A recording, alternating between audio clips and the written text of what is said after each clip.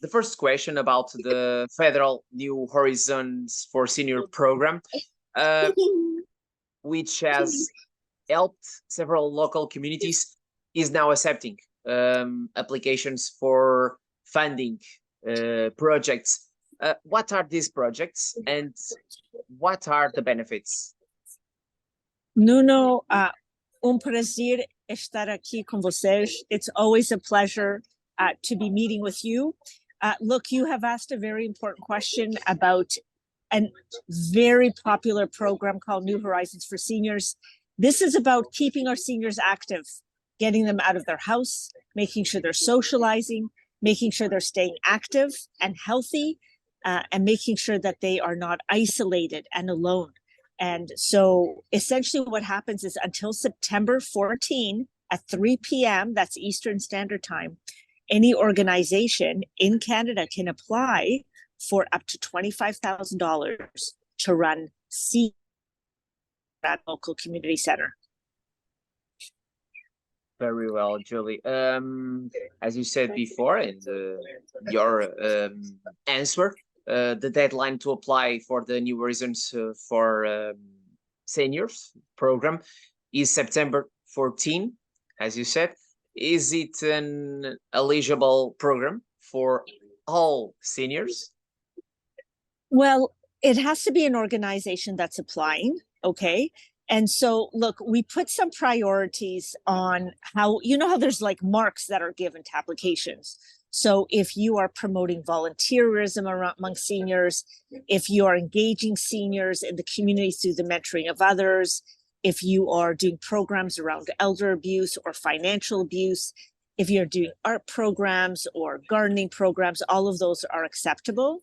And I'll tell you, in Davenport, we have in the past, Abrigo Center, West Neighborhood House, Davenport, Perth have all received New Horizons for Seniors funding, and they've used it to make sure that the Portuguese community, the seniors have a place to go and that have really wonderful programs that gets them out of their house, meeting with their friends, and staying active in the community.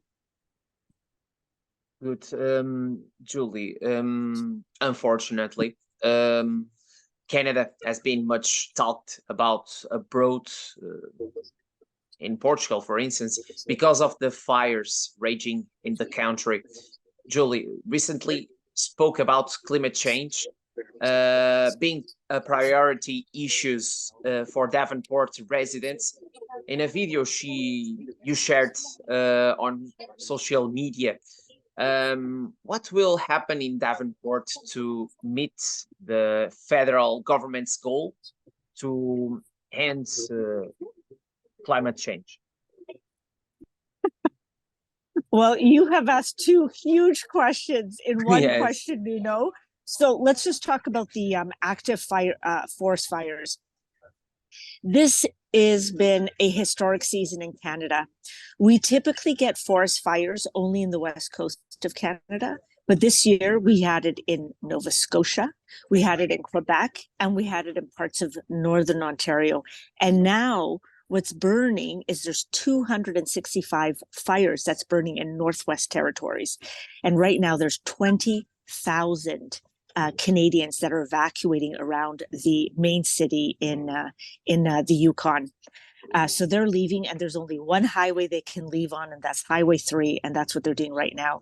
But we have never seen the amount of forest fires as we have right now. I will tell you, we have had the Portuguese government step up, and there have been Portuguese firefighters that have come to Canada. And I just want to say how thankful we are for Portuguese government stepping up, for the Portuguese community in Portugal stepping up and saying, we want to help Canada. And we just want to send a huge thanks to everybody. And we are saying muito obrigada to everybody for their generosity, because we needed many people from all around the world to fight these forest fires. Now, I will tell you there's two key reasons, according to what I'm reading, about why these forest fires are burning.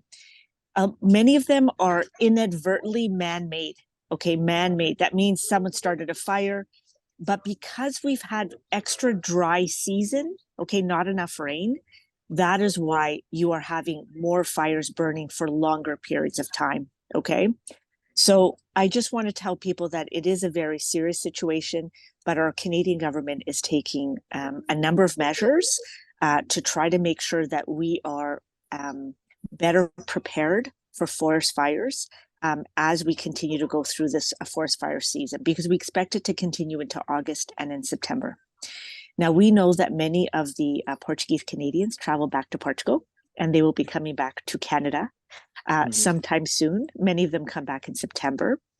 And so what they will find is, in Toronto, if you're coming back to Toronto, which is where most of the Portuguese live, it'll be fine because the forest fires are not currently impacting us. They were impacting us at the end of June, but right now we have been fine. So it is good. I'm not quite sure how else to respond to your climate change. I mean, our government is committed, like the Portuguese government, to reaching net zero by 2050. And we are looking to decarbonize our economy.